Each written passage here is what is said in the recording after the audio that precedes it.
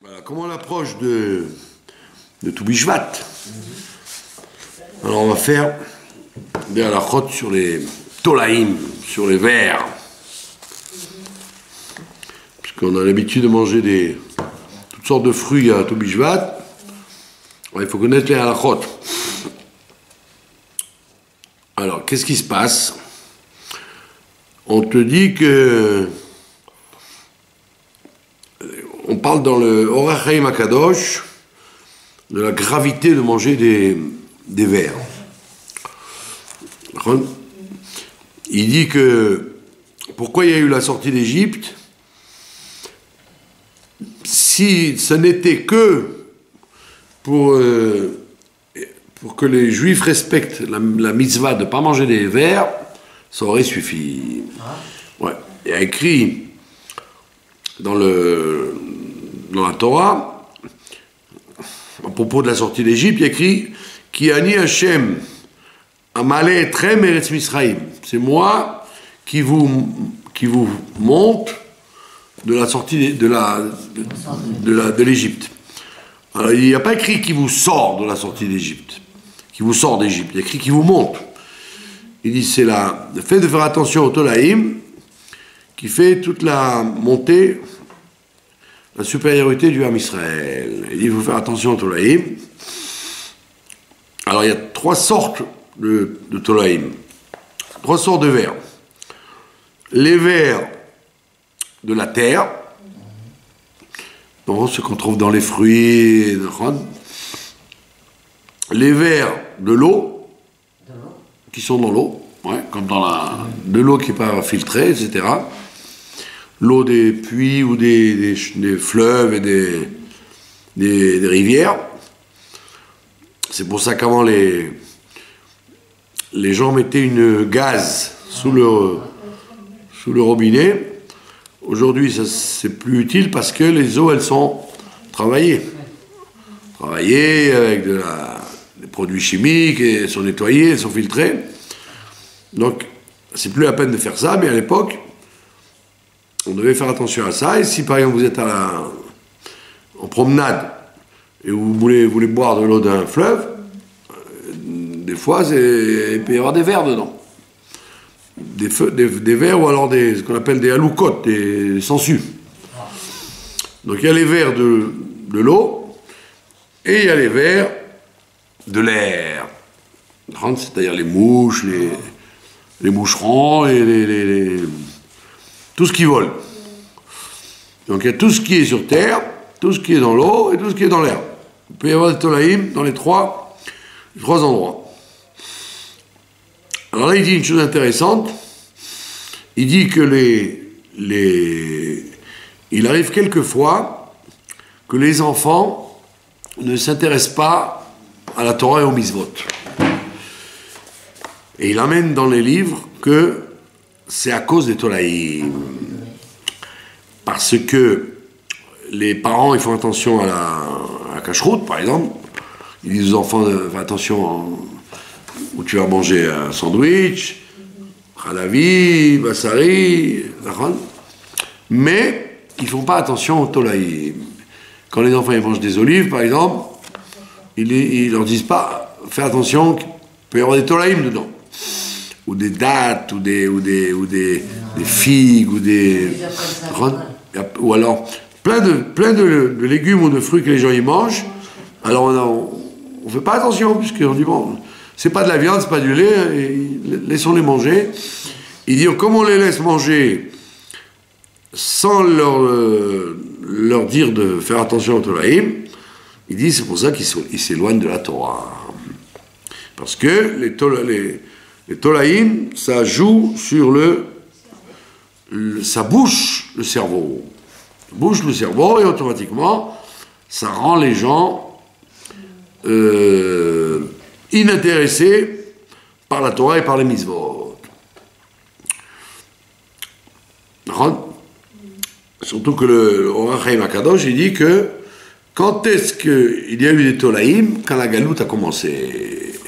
Il dit avant la galoute, il n'y avait pas de tolaïm dans les fruits. Les fruits et légumes, ils étaient purs.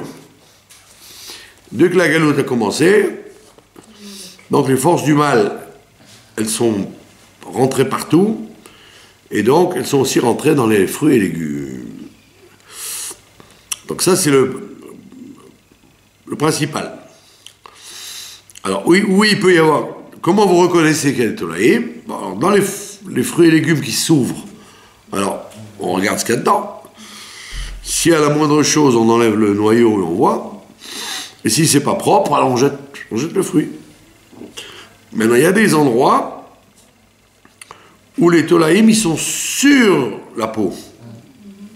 Pas dedans, mais à l'extérieur. Comment ça se manifeste? Par des points noirs. On voit des points noirs, alors on croit que c'est des taches, stam. Alors le Rama il te dit non, c'est pas des taches, c'est le début du nid que le ver il est en train de se fabriquer. Donc il dit il faut nettoyer l'endroit où jeter carrément le fruit. Ça c'est... On a vérifié ça, surtout dans les agrumes. Les mandarines, les oranges, les citrons, les pamplemousses, etc.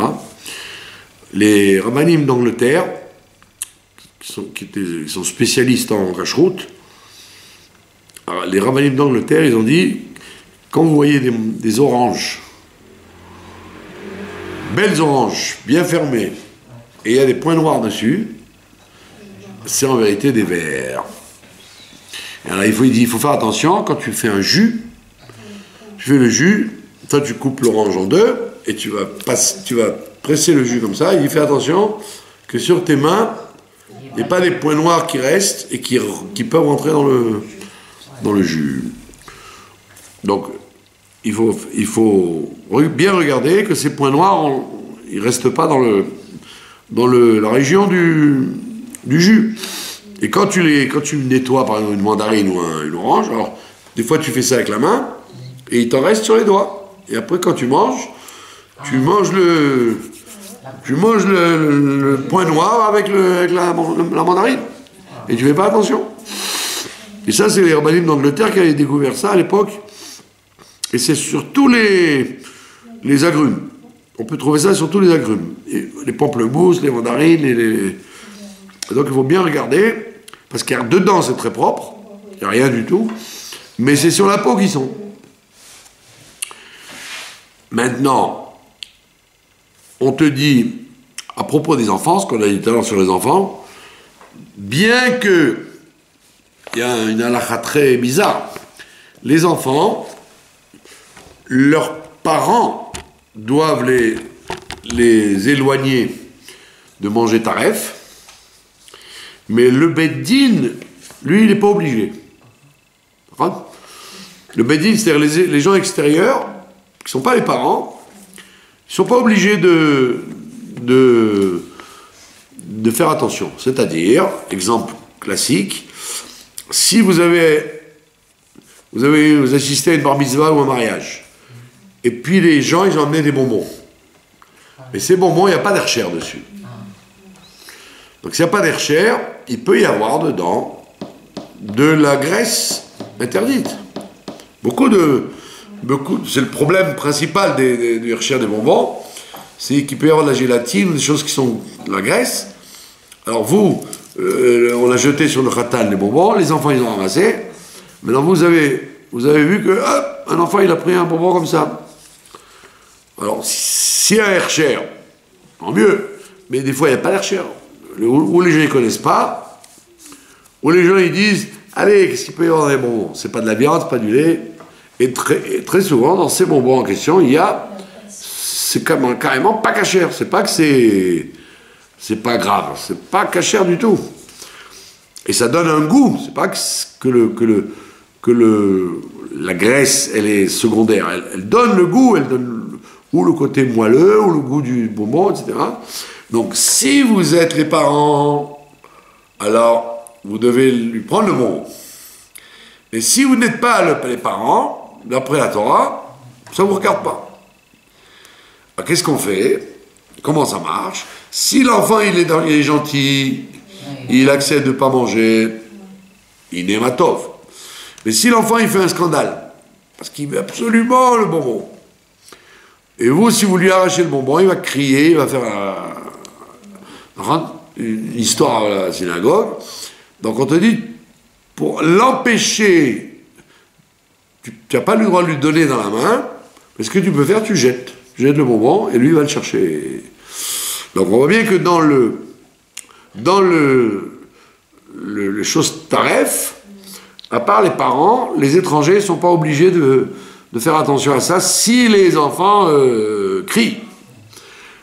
Mais pour les vers, pour les tolaïm, ça il faut faire attention. Ça veut dire que les parents doivent, et le beddin doivent empêcher les enfants de manger des choses qui ont des tolaïm.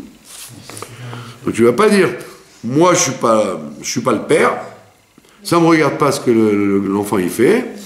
Si tu vois que l'enfant il mange des choses où il risque d'avoir des tolaïm dedans, tu dois lui enlever le plat. Et ça arrive, par exemple, chez les Ashkenazim, ils font le Shalom Zachar. Avant la Shabbat d'avant à la Brit Mila, ils rassemblent plein de gens qui viennent. Et qu'est-ce qu'ils font comme nourriture? Ils font des habes, des pois chiches, des pois chiches entiers, pas du houmous. Pourquoi? Ça rappelle le deuil, comme les lentilles pour l'endeuillé. On dit que l'enfant, il est sorti du ventre de sa mère, donc il est en deuil parce qu'il a oublié la Torah. Donc ils font ça. Maintenant, quelquefois, il y a beaucoup de monde, donc ils font ça en quantité énorme. Et ils ne vérifient pas comme il faut les pois chiches. Ils jettent ça comme ça dans la marmite, et en avant. Donc il peut y avoir des vers en général, les kitniot, tout ce qui est kitniot, les légumes secs, les petits pois, les lentilles, les pois chiches, le riz, tout ce qui est kitniot, ça a une razaka, ça a une presque sûr qu'il y a des vers dedans. C'est très rare qu'il n'y ait rien. Alors, comment on cachérise des pois chiches, par exemple?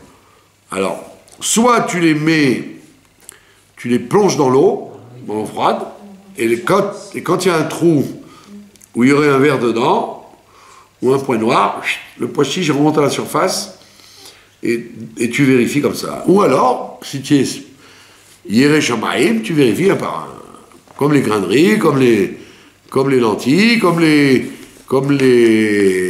lentilles rouges, tu vérifies un par un. Mais très souvent, dans ces fêtes-là, comme il y a trop, et que la femme, elle n'est pas là, elle vient d'accoucher, alors elle ne s'occupe pas. Donc, qui fait ça? C'est le frère ou le tonton. Et lui, hop, allez, il te jette toute les pois chiches dans la marmite, et en avant, je te fais bouillir ça avec du sel et du... On te dit, non, c'est pas suffisant. Donc, si tu vois qu'on n'a pas vérifié, tu dois dire aux enfants, chaque pois chiche que vous mangez, vous devez voir s'il est moutla ou pas, il peut être véreux ou pas. Il faut qu'il soit propre, entièrement propre. S'il y a le moindre trou ou la moindre trace, jette-le. D'accord? Et c'est comme ça qu'on doit faire. Maintenant, il n'y a pas seulement les tolaïm qui sont interdits, il y a même les œufs. Les œufs, les betsim des tolaïm, ils sont considérés comme des tolaïm aussi. Donc tu dois pas seulement regarder s'il y a des points noirs ou des tolaïm, mais tu dois regarder s'il n'y a pas des œufs de tolaïm. Alors, il y a comme on l'a dit, les kitniot, c'est toujours dangereux. Ça, c'est évident qu'il faut vérifier les kitniot avant de manger. Alors, qu'est-ce qu'ils font dans les salles, dans les mariages et les restaurants? Ils vont d'après la majorité. Ils prennent 3 verres au hasard du sac. Ils vérifient les 3 verres. Si c'est propre, ils cuisent ça. Même quand c'est méadrine. Méadrine. Il y a des endroits où ils ont eu un appareil avec une lampe et c'est un tapis où le riz il passe, et alors dès qu'il y a un moindre truc, ça s'allume, donc il enlève. Mais dans beaucoup d'endroits où ils font des quantités énormes de riz, vous croyez que le mashgiach, il va rester, s'il est sérieux, il va rester 2-3 heures. Mais s'il n'est pas sérieux, il est mal payé, il se base sur le sondage des 3 verres. Bon, c'est pour ça que dans les oulamot, en général, mariage, restaurant ou hôtel ou mariage, je mange presque rien. Je mange le pain, les trucs de base, quoi. Mais le reste, pas confiance. J'ai pas confiance, ni dans les viandes, ni dans le mashgiach, ni dans le. On n'est pas compte le travail que c'est. Il faut avoir une irat shamaim. J'ai un ami qui est mashgiach de Kashrut, il m'a dit, l'autre fois, il restait 3 heures à vérifier les salades et les légumes, soi-disant, de Gush Katif. Il m'a dit, mais c'était bourré de bêtes. C'est fini le vrai Gush Katif. Donc c'est des imitations qui vont maintenant. Il m'a dit, je suis resté 3 heures, et j'ai pas laissé le cuisinier travailler tant que j'ai pas fini. Mais il y a qui c'est qui fait comme ça? Donc c'est très, très douteux. Donc quand on dit tout ça, les légumes verts, il paraît que même dans les tomates aujourd'hui, ils voient des verts. Oui, c'est vrai. J'ai vu aussi dans les chéris. Voilà, dans les chéris, ils ont dévoilé qu'il y avait des verts. Donc, alors qu'est-ce qui se passe? Il y a une grande question très grande question qui est posée depuis 100 ans. Est-ce qu'il faut utiliser un microscope, une loupe ou un microscope, ou c'est pas la peine? Alors on te dit, tous les poskim te disent, ce qui tranche, c'est l'œil, un bon œil. Si quelqu'un il a un œil normal, s'il voit mal, c'est évident qu'on ne peut pas lui faire confiance, mais s'il il voit bien, il voit avec ses yeux. Même si au microscope, il y a des vers, s'il ne les voit pas avec ses yeux, ça ne regarde pas. Maintenant, si tu as un safek, tu vois un point noir, ou tu vois quelque chose de pas lisse, de pas normal sur une tomate, un chéri, n'importe quoi, alors tu enlèves. Tu dis pas, je vois pas, donc je mange. Non, tu vois pas, donc tu enlèves. Pas besoin de vérifier au microscope, ni dire ça me regarde pas. S'il y a des problèmes, tu enlèves. C'est pour ça qu'encore une fois, heureusement qu'il y a des permissions. Sinon, aucun hercher ne donnerait sa cache-route dans une salle, dans un restaurant. Vous pouvez avoir des verres partout. Vous pouvez avoir des verres dans des aubergines, dans des oignons. Je vous racontais, chez moi, il y avait des oignons, toute la maison pleurait, tellement c'était fort. Toute la maison, elle n'était pas dans la cuisine, mais tout le monde pleurait, tellement c'était fort. Et ben il y avait des oignons, il y avait des verres dans les oignons. Alors que vous auriez dit, si moi je supporte pas le verre non plus, il ne va pas rentrer. Ils étaient dedans, des verres de la couleur de l'oignon dans les oignons. Donc vous pouvez avoir des verres partout.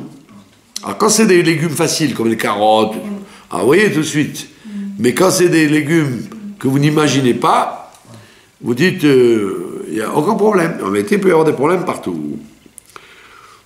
Donc ça, c'est les vers qui viennent de la terre, qui poussent dans le fruit.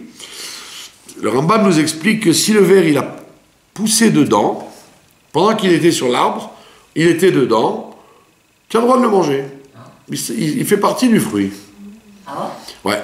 Seulement, comme on ne sait pas s'il est sorti et revenu, ou s'il est jamais sorti, on ne sait pas. Parce que s'il est resté dedans, il est moutard. Mais s'il est sorti et revenu, dès qu'il est sorti, il est indépendant, donc il s'appelle un ver. Donc comme on ne sait pas la différence entre un ver qui est sorti et un ver qui était dedans, donc on fait attention, on a peur de ça. D'accord? Donc ça c'est les vers par rapport à la terre. Maintenant les vers, il y a des vers volants, des tolaïm volants, c'est-à-dire des petits moucherons, des petites bêtes. Alors ça peut être fréquent dans les soupes. Si vous avez dans un plat des vers, alors vous vérifiez combien il y en a. S'il y a 2 vers seulement, ou deux moucherons, vous avez vu qu'il y en a 2. Alors vous regardez la marmite, il n'y en a pas d'autres. Alors vous enlevez les 2 et c'est cachère. S'il y en a 3, ça veut dire que tout le plat a des vers. Et à ce moment-là, il faut passer dans une passoire la soupe, sinon vous êtes obligé de tout jeter. Vous passez la soupe à la passoire, évidemment une passoire fine, parce que s'il y a des trous, des gros trous, c'est pas une passoire pour faire passer les courgettes, c'est une passoire pour vraiment trier les verres. À ce moment-là, vous passez la passoire, et on n'estime pas que le goût que le verre il a donné, il est passé dans la soupe. On pense pas comme ça. On pense que le goût du verre n'est pas bon. Donc comme il n'est pas bon, alors ça a pu donner un mauvais goût à la soupe, mais pas un bon goût. Alors, maintenant, si vous êtes dégoûté, alors vous jetez tout. Non, mais si vous en avez vu, que c'est des moucherons, c'est pas vraiment des bestioles, alors vous pouvez faire comme ça.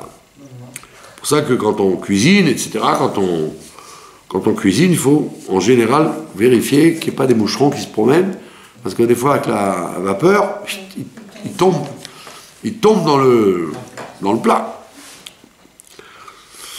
Maintenant, les vers qu'il y a dans les poissons, il peut y avoir des vers dans les poissons, pas seulement dans les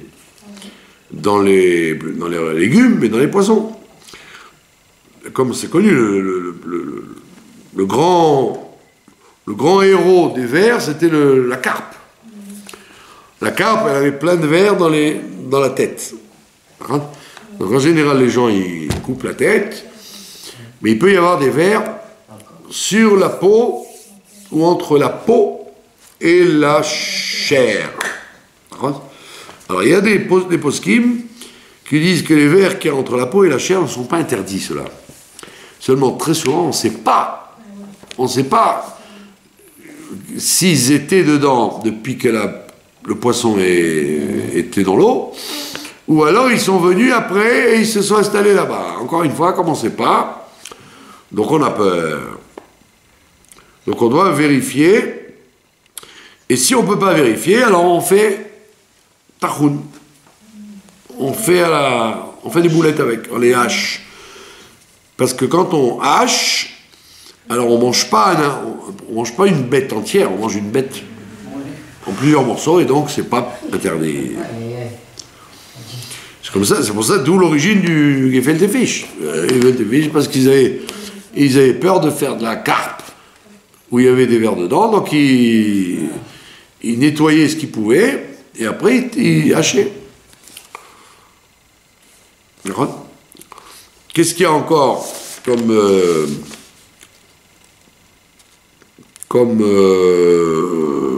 halakha? On te dit, tu as cuit des fruits avant de les vérifier. Tu prends des abricots, ou des pruneaux, ou des pêches, tu les cuis, après maintenant que tu les as cuits, tu les vérifies.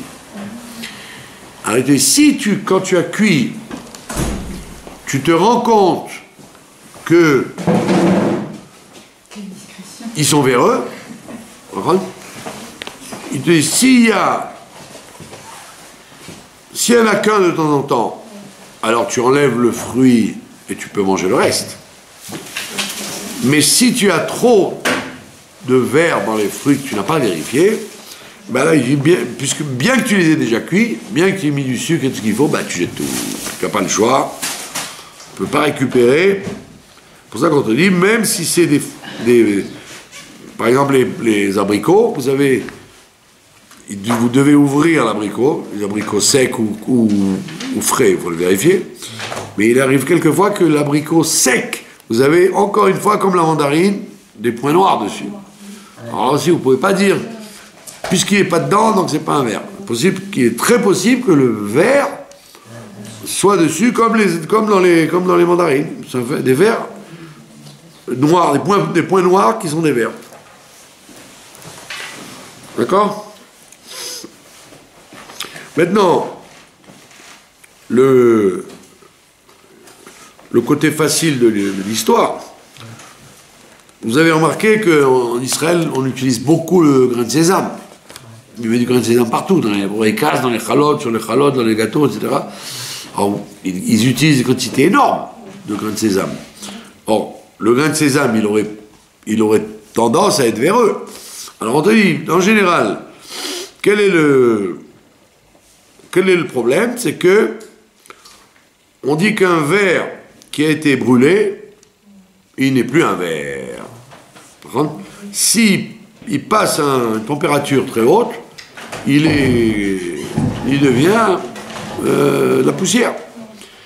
Par contre, donc c'est pour ça que les gens utilisent beaucoup de grains de sésame, parce qu'en fait, même s'il y a des verres, éventuellement, en général, ils vérifient que c'est propre, mais s'il peut y avoir des verres, au pire des cas, par la chaleur du four, ils ont été éliminés. Très clair? Et pour finir, une petite anecdote que je vous avais racontée déjà plusieurs fois. Il y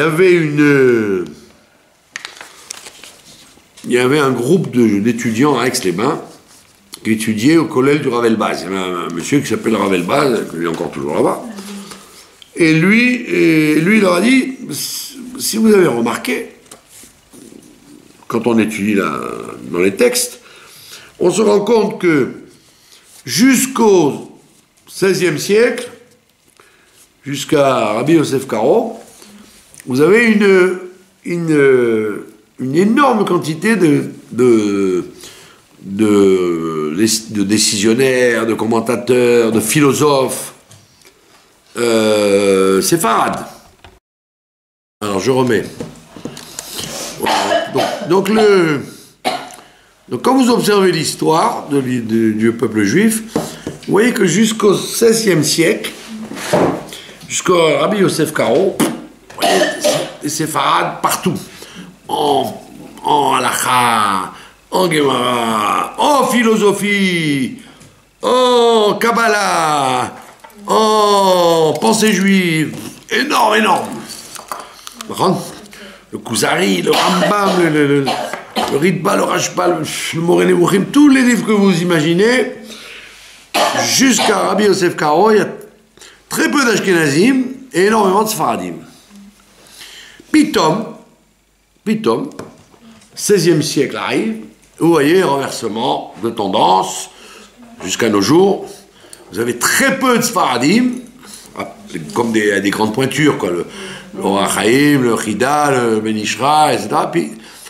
Mais l'énorme quantité de commentateurs et de poskim et de philosophes et de penseurs, c'est dans le monde ashkénaze. Alors évidemment, les gens ont demandé au Rav Elbaz, les gens qui étudiaient avec lui, comment ça se fait? Et il a dit, je ne sais pas. Pourquoi les Sfaradim ont perdu leur suprématie depuis la destruction du temple jusqu'à la Renaissance? C'était des siècles, pitom, on les voit plus.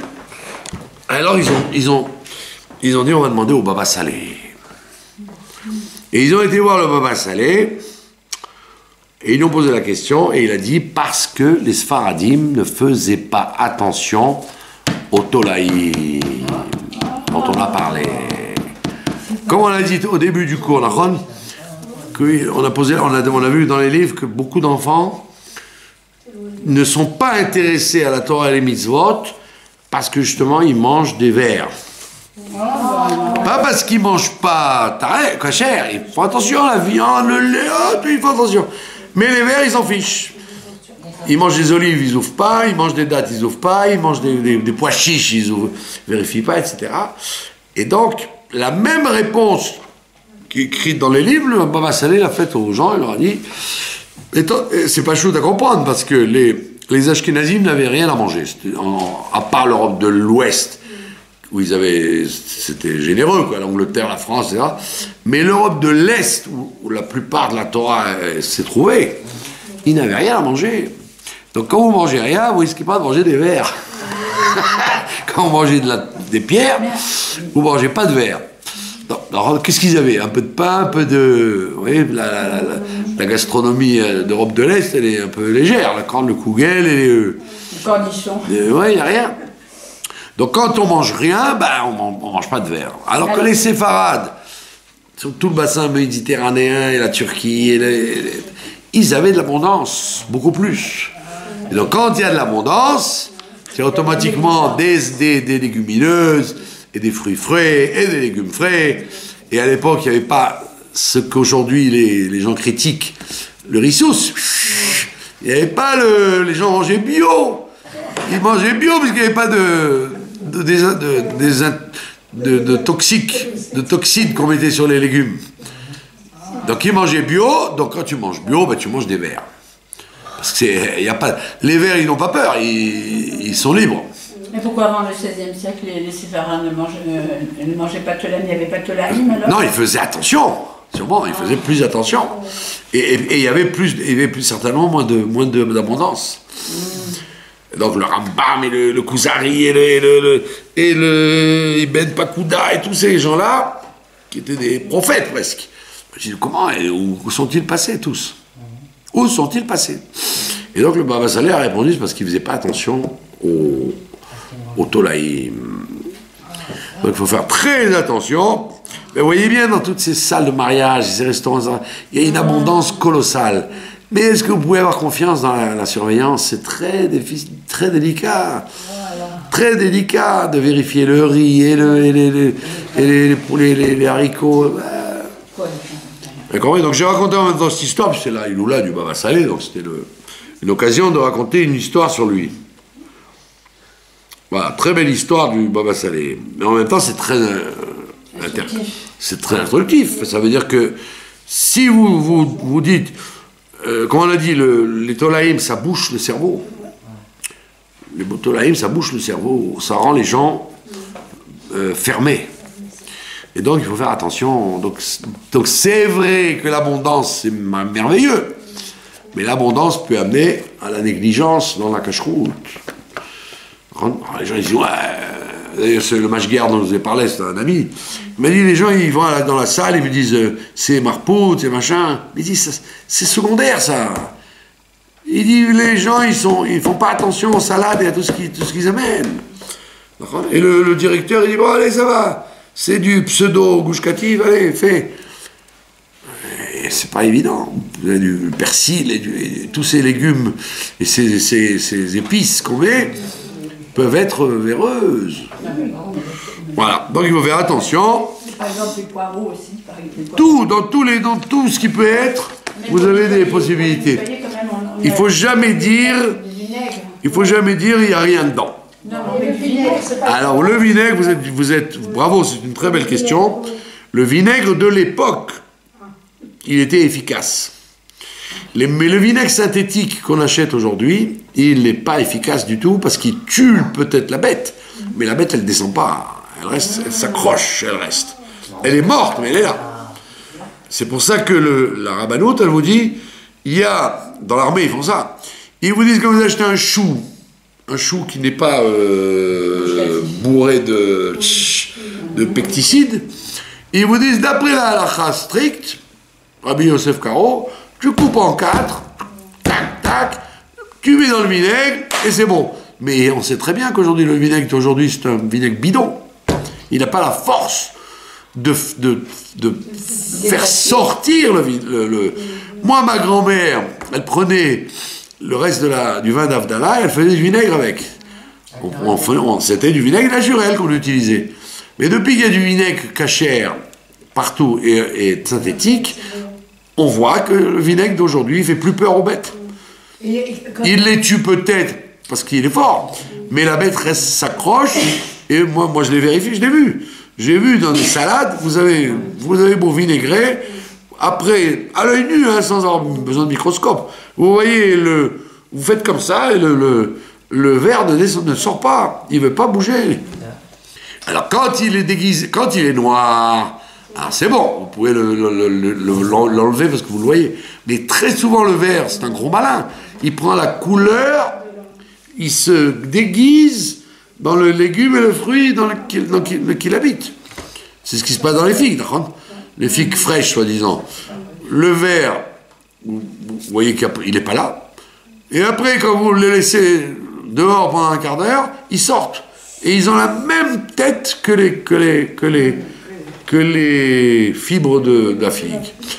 C'est-à-dire que le ver est un animal traître, parce qu'il prend exactement la couleur et la forme du légume dans lequel il s'habille. Alors allez le déceler. C'est pour ça qu'il faut faire attention. Et quand c'est marqué vinaigre Tivry, c'est mieux que vinaigre... Non, c'est comme... Même si c'est marqué Tivry. Il faudrait que ce soit du vrai vinaigre de vin que vous fabriquez vous.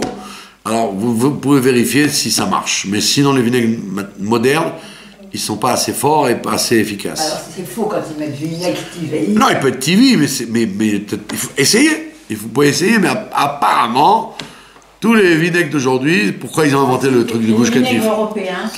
Pareil, c'est des vinaigres synthétiques, tous. La preuve, il y a du blanc et du marron.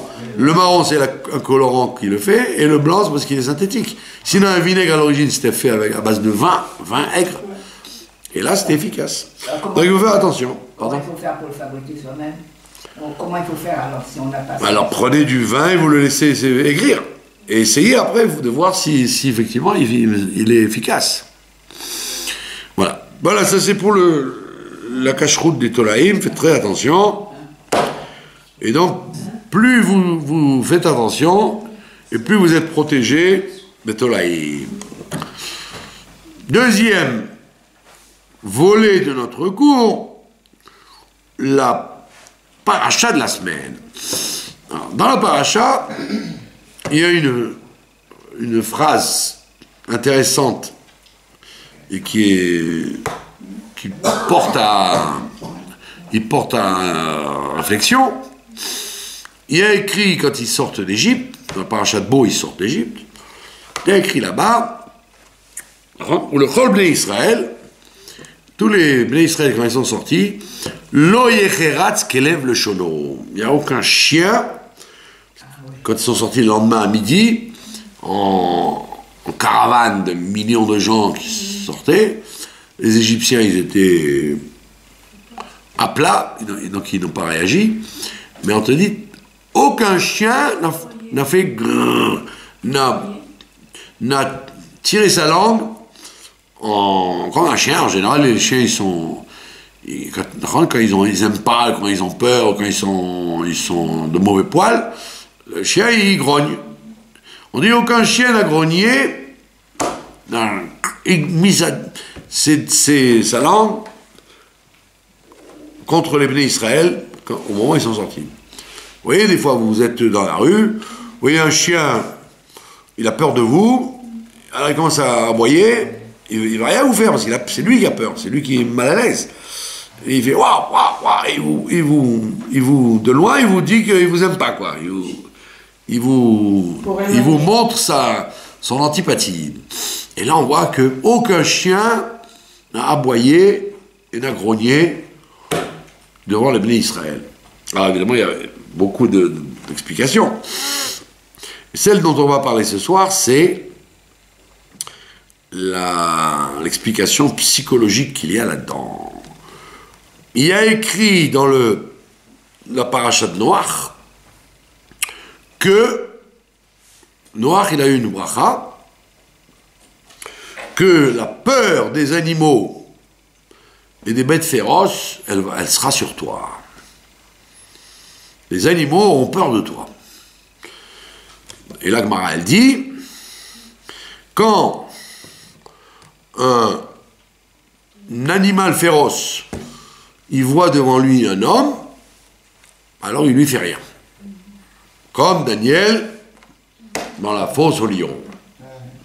Ils ont vu un homme, les lions se sont allongés par terre, ils n'ont ni mangé, ni abîmé, ni frappé Daniel.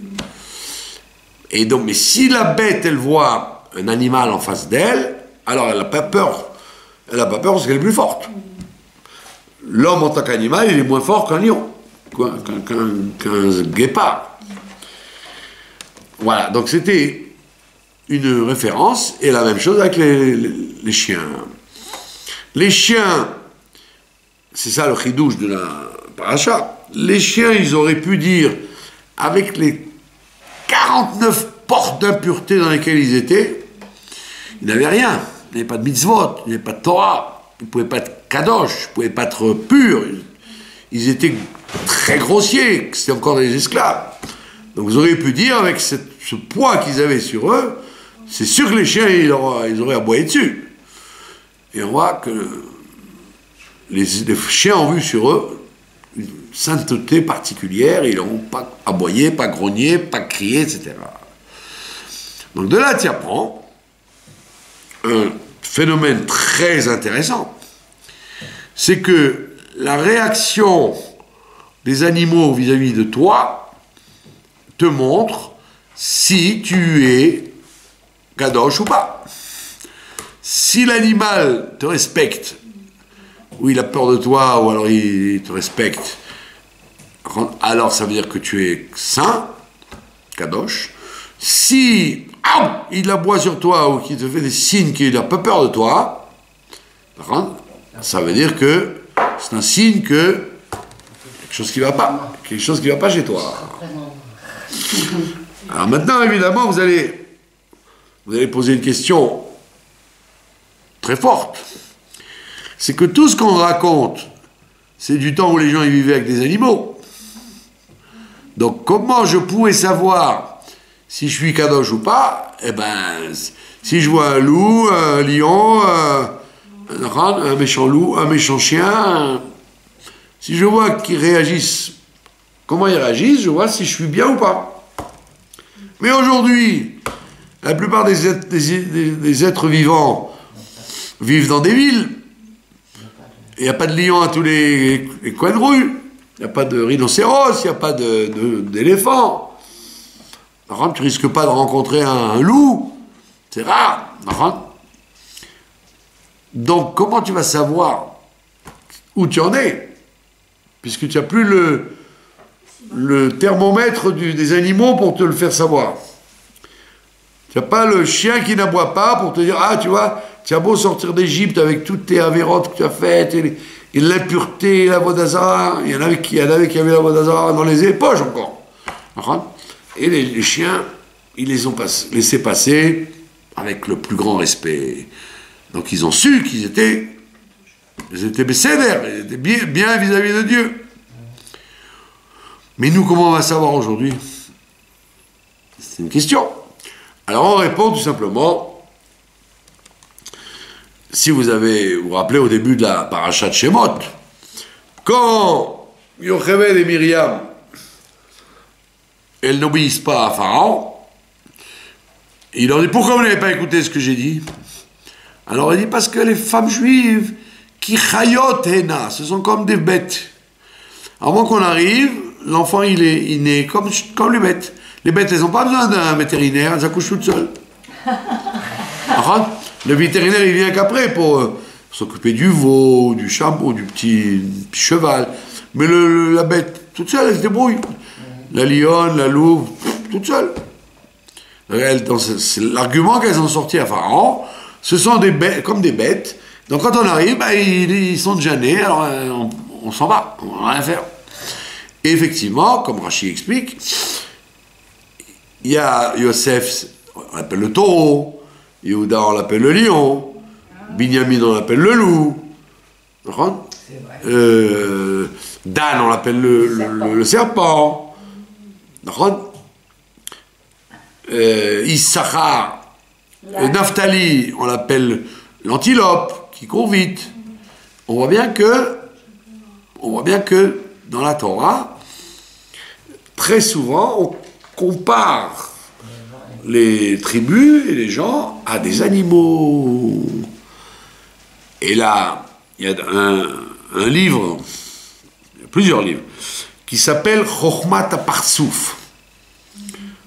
Un livre qu'on peut acheter, qui s'appelle La science du visage.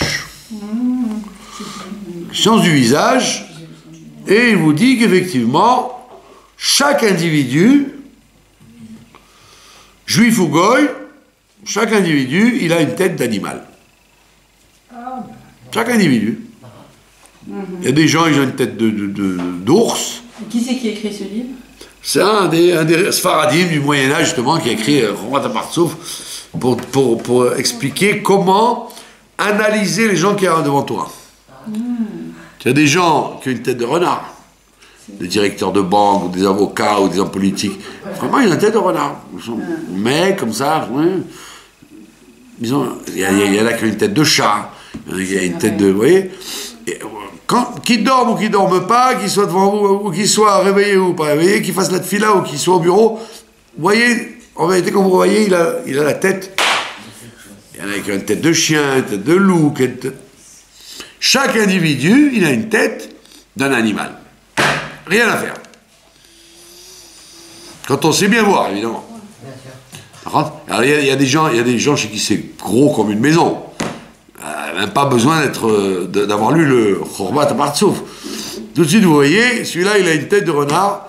Et vous voyez, donc, dans sa réaction, il est rusé, il parle comme ça, il déguise. Il y a des gens jouisseurs, ils ont une tête d'ours, comme l'ours qui aime les bonnes choses. Chaque individu, il a une quelque part qui se travaille sur lui ou pas, ça n'a aucune importance. Il a une tête d'un animal et c'est pas quelque chose de méchant. C'est une équivalence. C'est une équivalence. Et quelquefois, très souvent, vous allez voir qu'il aura des comportements en rapport avec sa tête. Je connais quelqu'un, il a une tête de loup, mais vraiment. Enlevez-lui les oreilles, il y a des trucs, on parle de tête de loup, mais il vit comme un loup. Il marche tranquillement, il marche comme ça dans la rue. Quand il parle avec vous, il parle pas fort. C'est comme le loup, il est solitaire, il est... Mais il est cruel. Non, pas du tout, il n'est pas cruel. Le loup, il est cruel quand ils sont en groupe, parce qu'ils sont lâches. Et je dis, c'est marrant, il a une tête de loup, et on dirait un loup. Quand il... Je lui dis, tu t'appelles pas Zev par hasard? D'accord? Donc ça veut dire que c'est... Quand vous regardez, quand vous observez, vous voyez que chaque individu, juif ou goy, il est en vérité un animal. C'est pas méchant. C'est paradoxal quand on dit qu'Issachar c'est un âne. Pardon?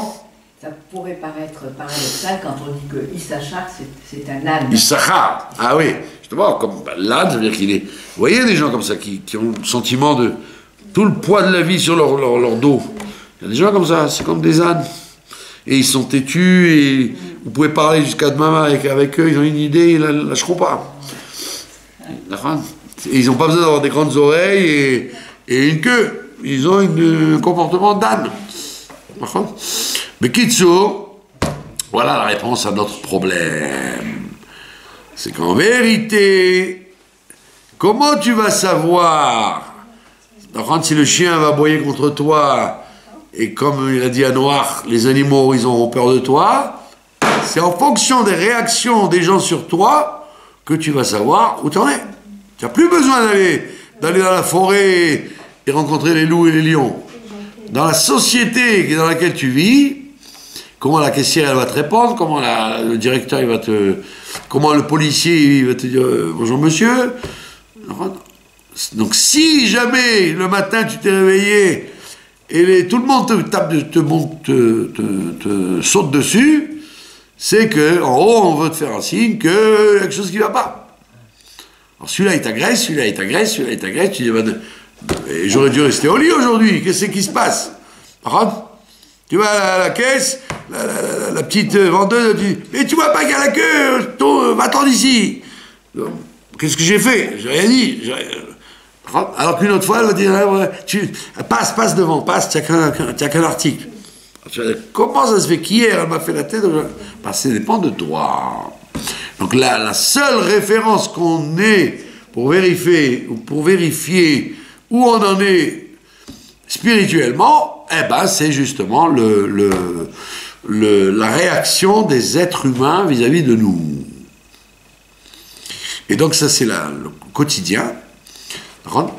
Donc ça veut dire que l'animal que vous avez devant vous, il s'appelle Jacob, Yitzhak, Issachar, il s'appelle comme vous voulez, peu importe. Mais en réalité c'est l'animal qui voit devant lui qu'il n'y a pas un homme, donc il n'a pas peur de lui. Alors que si vous étiez un être humain, par contre vous aviez une supériorité de l'homme sur l'animal en vous, alors vous auriez en face de vous les animaux qui vous entourent, vous aurez respecté comme Noach. Ils auraient eu peur de vous, ils auraient dit Boker Tov, je suis à ton service. Vous avez compris? Et cette référence, parce que toute la vie elle est faite pour avoir des références, d'accord? Alors il y a des gens qui font de la sorcellerie, pour dire suis-je aimé de Dieu, suis-je aimé de... Donc, on te dit non, pas besoin de faire la sorcellerie, vois les réactions des êtres humains et tu sauras où tu en es. Donc au lieu de te révolter en disant ouais c'est quoi ça, personne ne m'aime, tout le monde m'a crié dessus aujourd'hui, Coco, on t'a crié dessus parce que tu n'étais pas Ben Adam aujourd'hui. Donc les gens ils n'ont pas eu peur de toi, et comme ils n'ont pas peur de toi, ils ont vu un animal plus faible qu'eux, ils ont crié dessus. C'est pour ça que à l'extrême de cette analyse, vous avez la fameuse réflexion de Rabbi Hanina ben Dossa dans les Pirkei Avot, qui vous dit toute personne qui est aimée des gens, il est aimé de Dieu.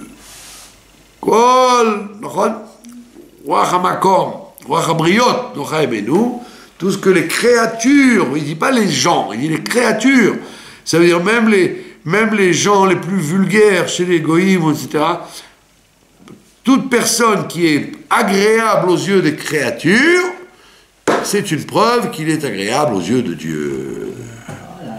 Donc s'il y a la voisine antipathique du quartier qui vous dit Boker Tov, alors que d'habitude elle vous dit tu as laissé des ordures dans l'escalier, vous dites si la voisine qui est toujours à grogner, elle m'a dit Boker Tov, c'est que je suis aimé de Dieu aujourd'hui. Et si quelqu'un me crie dessus, et vous voyez très, très fortement que des fois vous avez des gens qui vous crient alors qu'ils crient personne d'autre. À vous ils vous crient. Et les autres, ils peuvent faire les plus grandes énormités, ils leur disent rien. Donc ils te disent, c'est ça le test. Ça c'est l'extrême que Rabbi Hanina ben Dossa il nous donne. Donc, celui qui est aimé des briottes, il ne dit même pas des gens, il dit des créatures. Donc ça veut dire que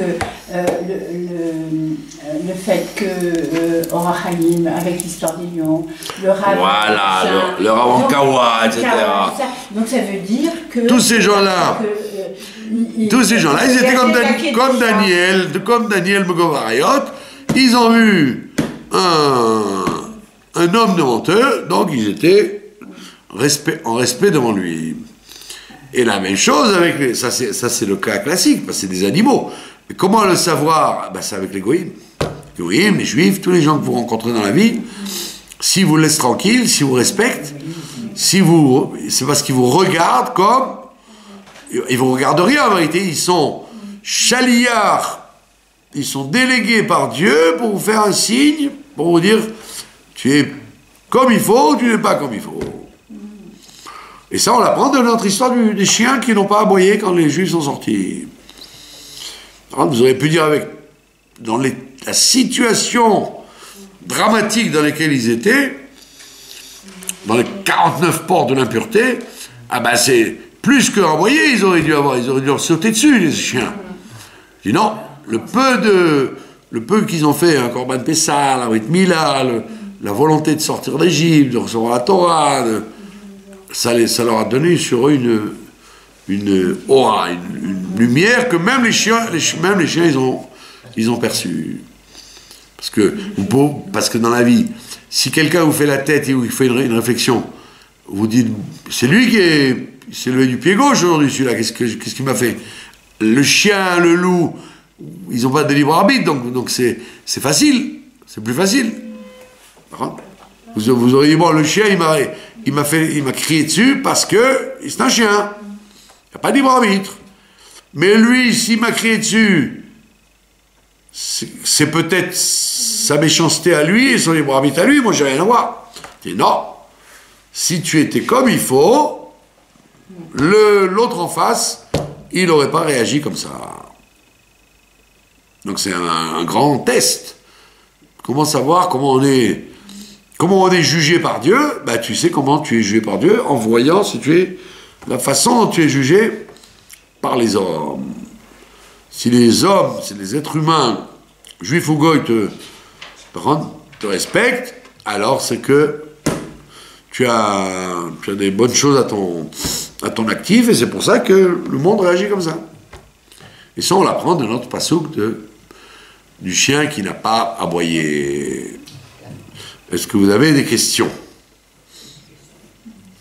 Pas spécialement. Parce que, en règle générale, les gens n'aiment pas s'accuser. Ils préfèrent accuser la société autour en disant qu'est-ce qu'ils ont, tous les gens aujourd'hui, ils sont tordus. Aujourd'hui, avec quelqu'un qui s'est fait crier par plusieurs personnes, alors il me dit, c'est quoi, c'est le temps de neige qui fait ça? Je dis non, c'est toi. Parce que quand il y a un temps de neige, on dit qu'il y a de l'électricité dans l'air. Je dis non, c'est pas le temps de neige, c'est toi tu dois faire une introspection, réfléchir pourquoi celui-là t'a crié au petit matin, celui-là à 8 heures du matin il t'a crié, celui-là à 9 heures. Et dis-moi, tout le monde t'en veut? Non, c'est toi qui as quelque chose, il n'y a que toi qui peux savoir comment réparer ça.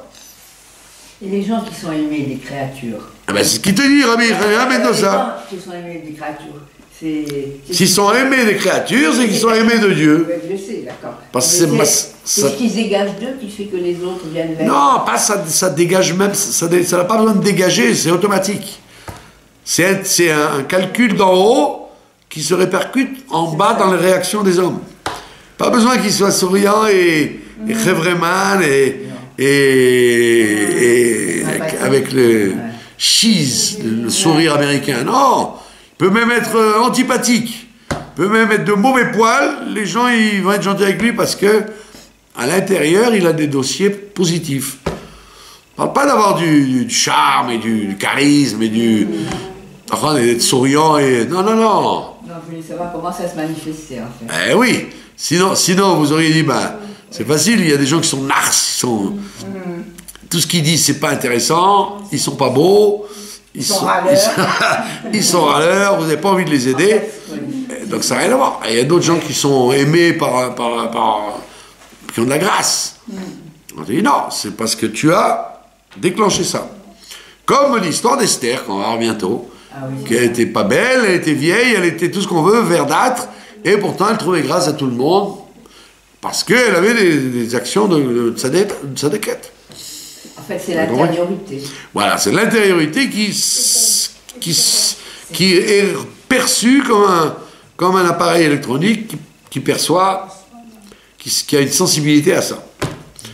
Et donc c'est pour ça qu'il faut toujours se positionner vis-à-vis de ça. Pourquoi on vit dans un monde public? Parce que c'est grâce au public autour de vous que vous savez où vous en êtes.